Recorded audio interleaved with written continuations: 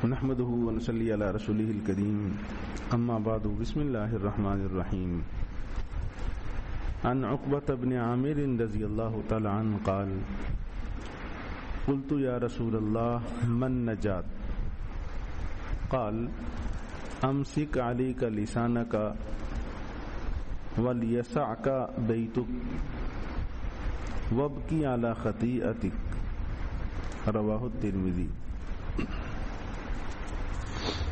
حضرت عقبہ بن عامر رضی اللہ تعالیٰ عنہ سے مروی ہے، فرماتے ہیں قلت یا رسول اللہ من نجات،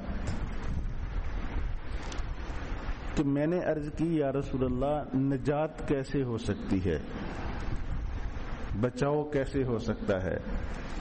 قال، آپ صلی اللہ علیہ وآلہ وسلم نے ارشاد فرمایا امسک علیک لسانک، اپنے اوپر اپنی زبان کو روک کر رکھو، وَلْيَسَعْكَ بَيْتُكَ، اور آپ کا گھر آپ کے لیے وسیع ہونا چاہیے، اس میں وسعت ہونی چاہیے، وَابْكِي عَلَى خَطِيئَتِكَ، اور اپنی خطاؤں پر رو لیا کرو۔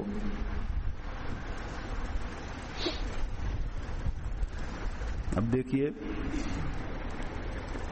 صحابی رسول حضرت عقبہ بن عامر رضی اللہ تعالیٰ عنہ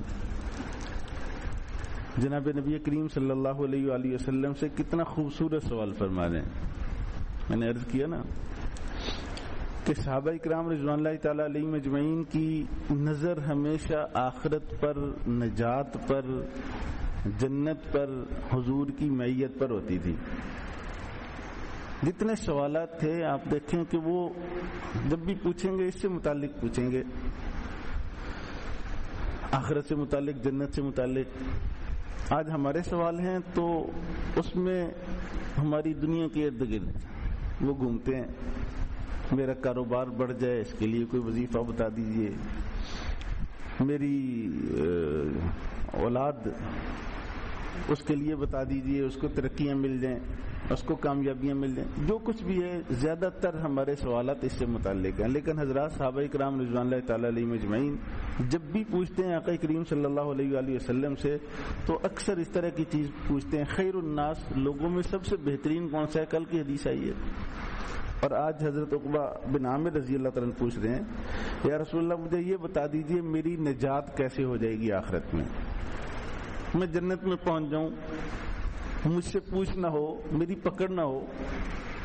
تو آقا کریم صلی اللہ علیہ وآلہ وسلم نے جواب میں 3 باتیں ارشاد فرمائی۔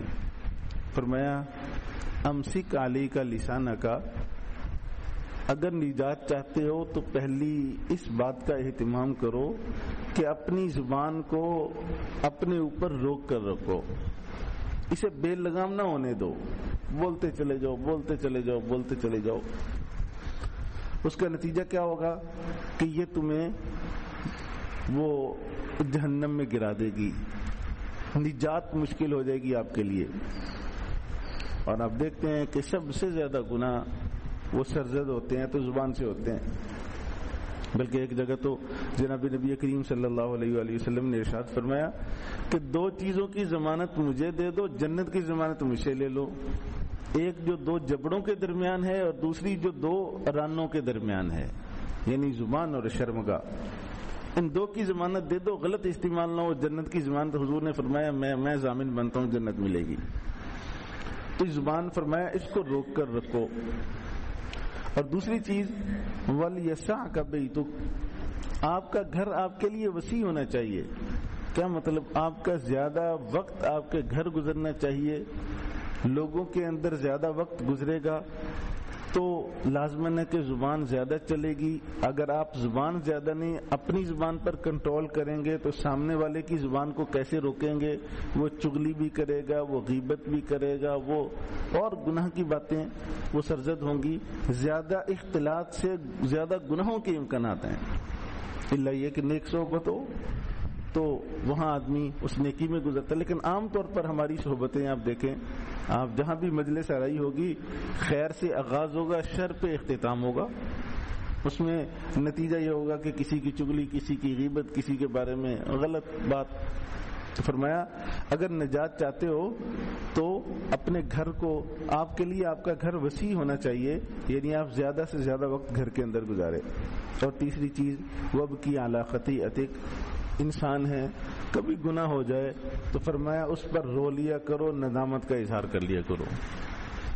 تو گناہ ہو، احساس ہو جائے کہ مجھ سے گناہ ہوا تو بس اس پر نادم ہو جایا کرو. یہ 3 صفات اگر ہوں گی فرمایا نجات آپ کو مل جائے گی.